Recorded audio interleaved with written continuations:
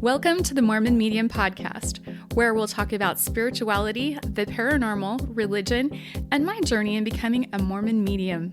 I'm Nanette Ride. Thanks for listening. Now let's go have some fun. Don't be afraid. Close your eyes. There's a moon overhead, but the sun will rise. Blood on our lips, such a poisonous bite. The sound of our hearts go bump, bump, bump in the night. Welcome to the Mormon Medium Podcast. We are your hosts, Brad and Nan, and today we have an awesome supermoon, and we're going to talk about some moon magic and what you should do on a supermoon or even a full moon, right? Yeah, I'm excited about the whole magic concept. Oh, Now, let's talk magic. let's talk magic. And let's talk the difference between a balance and a reading. That's a really important one because it seems like a lot of people are contacting you and asking, hey, do I need a psychic medium reading? Do I need an energy balance? Do I need shamanic work? And I think this is a really good opportunity today to talk about the differences between those three things. Absolutely. Especially on a full moon, right? Lots of Yeah. work to be done. So on a full moon, you might feel a little bit antsy. The moon has a lot of really strong energy. This is where you will want to rinse your crystals and put them out in the moon and let them recharge. But if you are a super sensitive person or downright psychic, you might be feeling a little bit annoyed or sensitive or confused or lacking patience or kind of out of sorts. A full moon can kind of do that. Have you been to out of patience lately? Me? Yeah, I think you've done really well with me.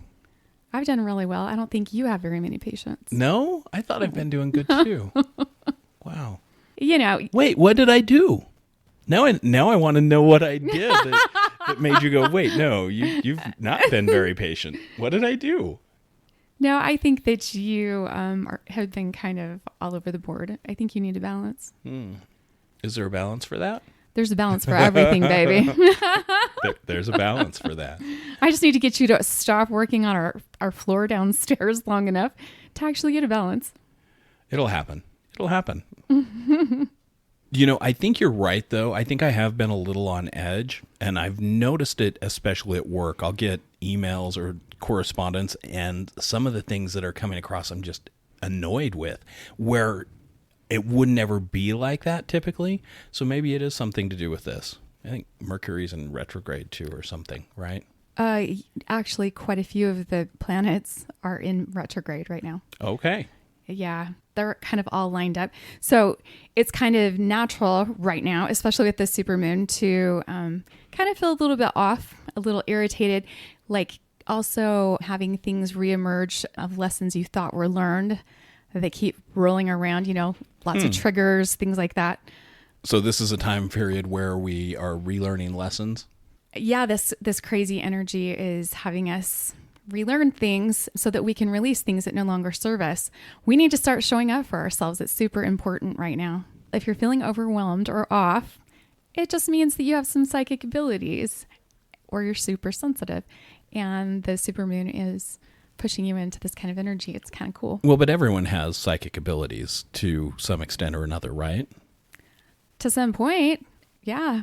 I think a lot of people feel like that. But you know what? People that are healed or people that aren't awake yet may not have any of these issues. So it just depends on where you're at in your journey. Got it. So when you say awake, so help me understand what you mean by that. People that know that they're on a spiritual path of healing and they're trying to grasp hold of all of their gifts and learn about themselves and even learn about their darkness. That's really hard. Yeah, we talked journey, about right? we talked about shadow work and some of those healing factors. Right. It can definitely be tough, and to have to relearn some of the lessons that we've already experienced. Wow, I guess that would be we just didn't get the point, and so we have to learn them again. Yeah. Or you're just being tested. I always like to say that it's my spirit guide or your spirit guide with this little checklist and is like, okay, you want to sign up to learn this. And so we're going to keep learning it until we know you've done it. And maybe you mastered it. And now we're going to retest you to make sure it doesn't bother you anymore, type of thing. So I think everybody kind of goes through that once they've mastered something. One of mine is patience. And I used to be so impatient. Like I just wanted to learn stuff right now, get it over with. And Spirit over the last 9 years has taught me a lot of patience. And I kind of, for the most part, can go with the flow. But I'll get those little triggers every once in a while where it's like, oh, are you going to be patient with this one? I'm like, shit. Yeah, Right. I'll try. No, that's a tough one. That is a very tough one. And I've seen you grow a lot. Thank Since you. I first met you with that. I mean, you were the person who wouldn't even wait on hold for 30 seconds. No, I was really bad. Yeah. Super impatient. You've grown a ton in that area. My favorite little thing to say would be I was not born with patience at all.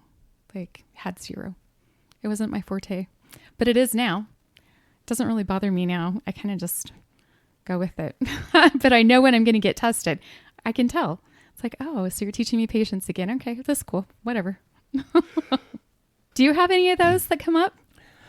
You know, like I said, I've just been a little bit irritable. I think I've been like a borderline asshole for the last week.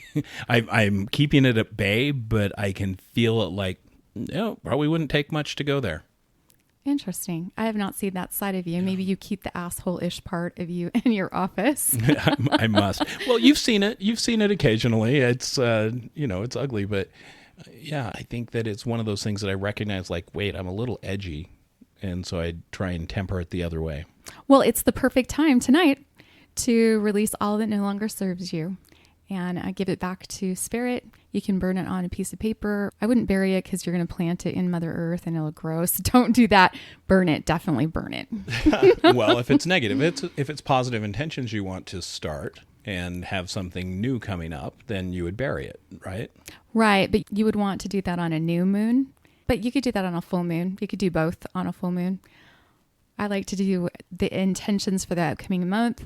Anything I want to have grow on a new moon, and get rid of anything that no longer serves me on a full moon. Got it.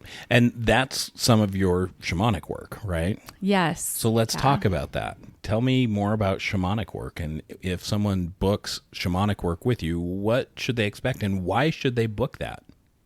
A lot of the shamanic work is learning how to work with elements, how to work with your spirit, and the different powers of the elements, being able to tap into spirit. It's another way of talking to spirit, but using all of the elements to help you tap into them. So, for example, you could go and set up in the mountains, on the ground up against a tree and feel the earth and feel all the power all around you and help it center you, and then be able to tap into the other side if you want to do that and get answers from spirit that way.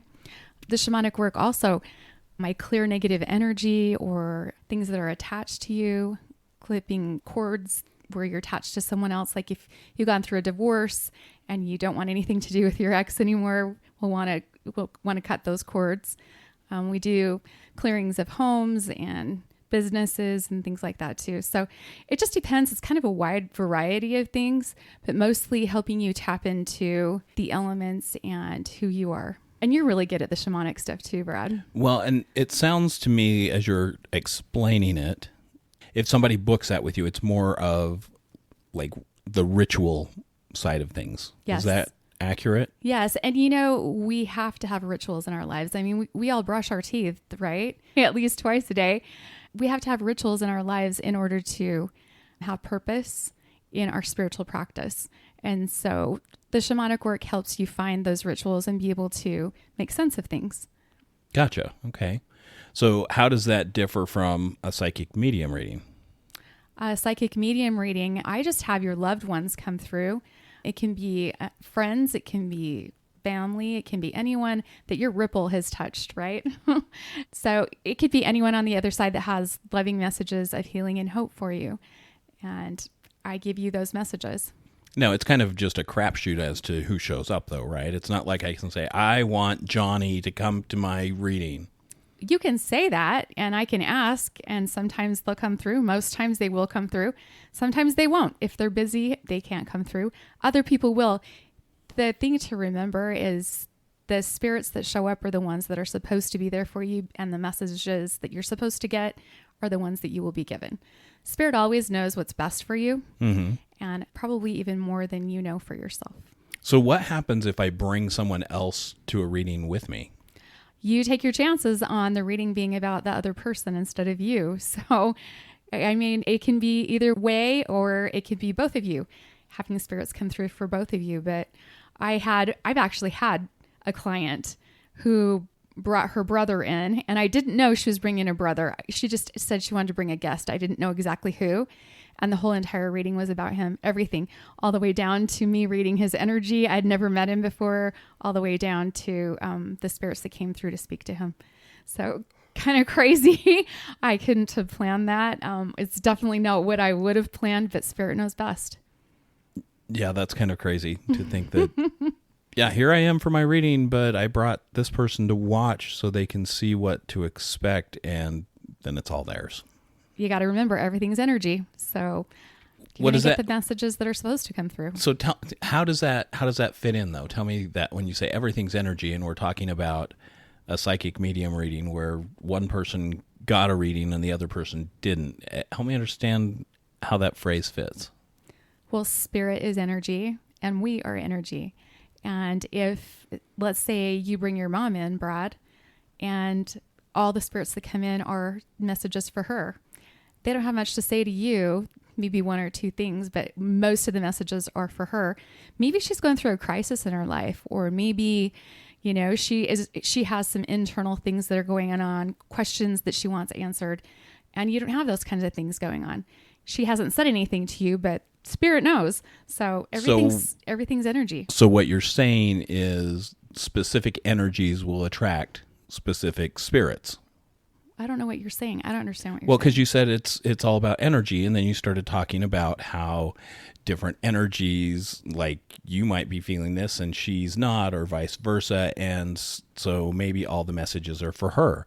So does that mean that her specific energy level or vibration was attracting those specific spirits for her? No, it's not anything to do with her vibration.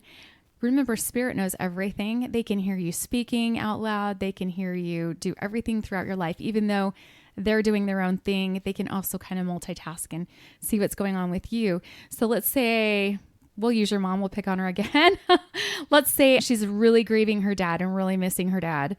And she comes into this reading just to watch you. And I know you were close to your grandma and grandpa, but she's really grieving her dad. So her dad's going to be like, hey, Bonnie, I'm right here, and then start to talk to her because he wants to comfort her. Does that make sense? So Spirit will always give the messages that are supposed to come through for the highest good. What I mean by everything is energy is Spirit is energy and we are energy. So they just blend. And the more people you have in a room, in a reading, the more spirits they're going to probably pop up.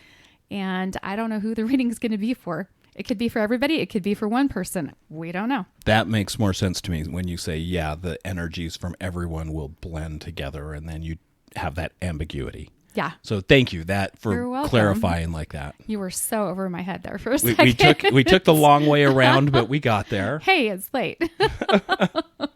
We still have to go do our ritual.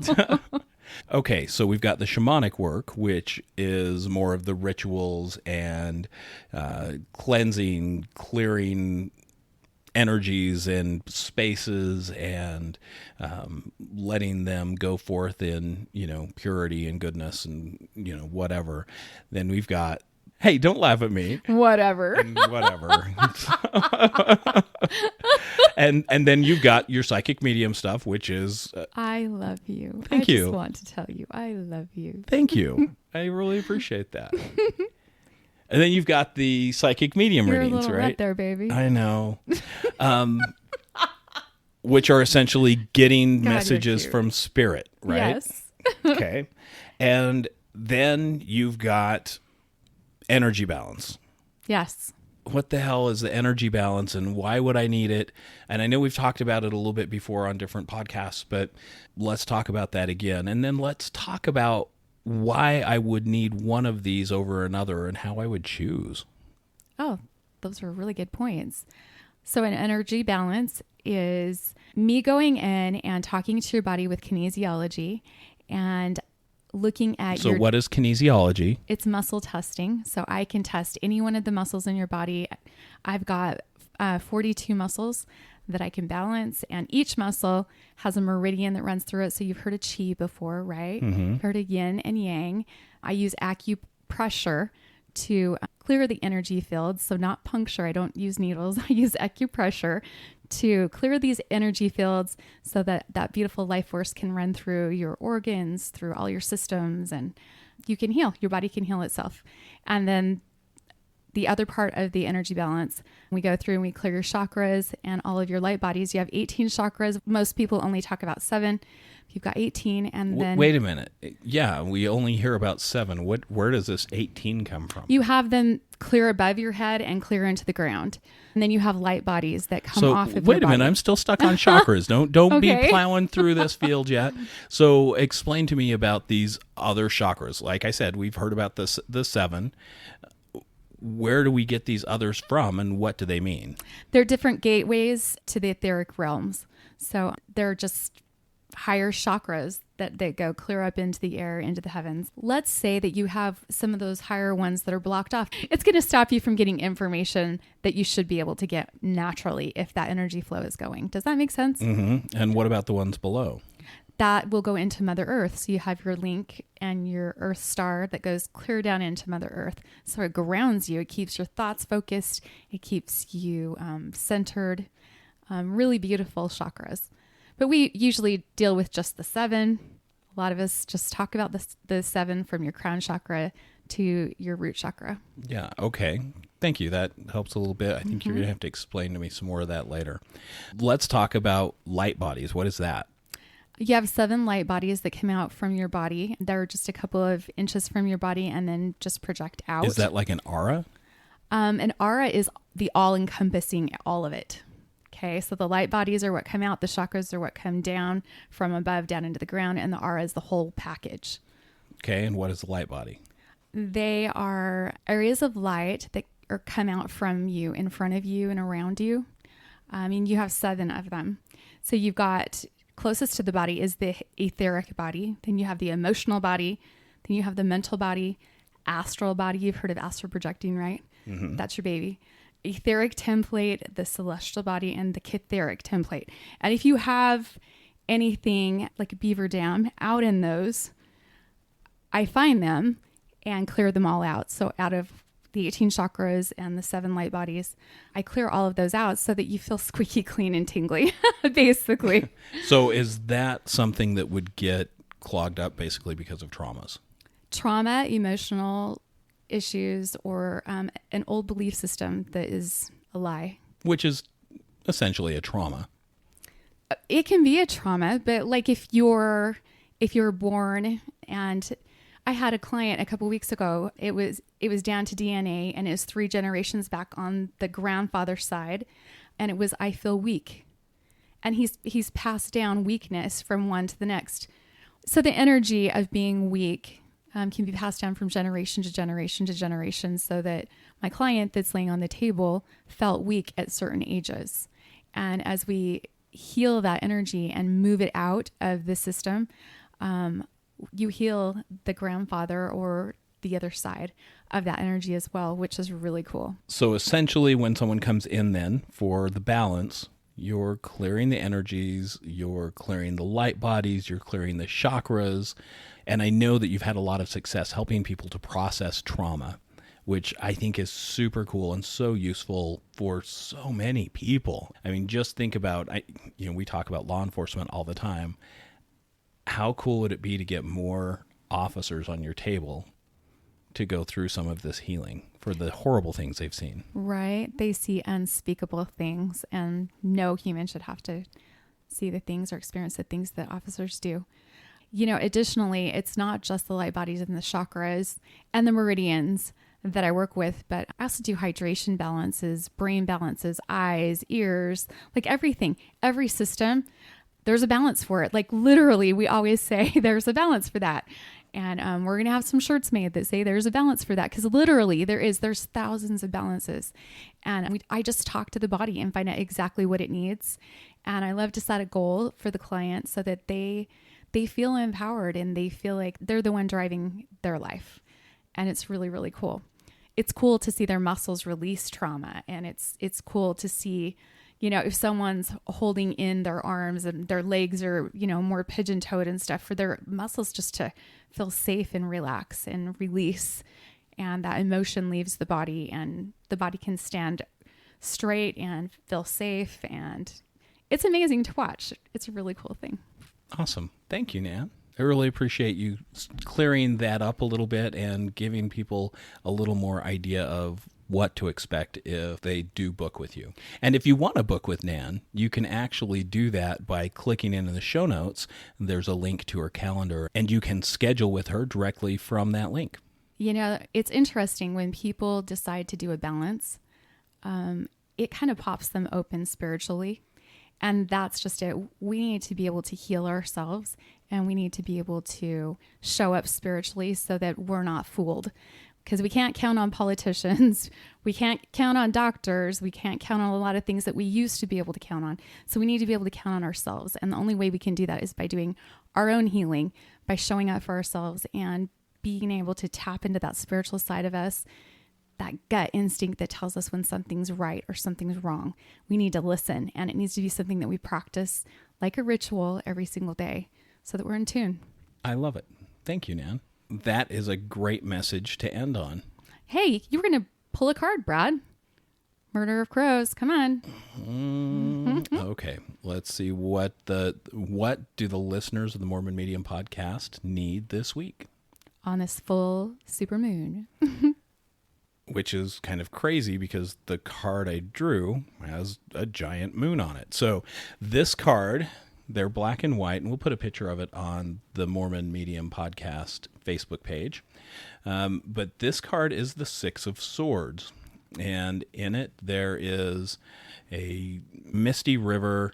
It looks like maybe it's the river Styx or some such. There's a boat that is carved like a crow with an old man with a pole pushing the boat across the water.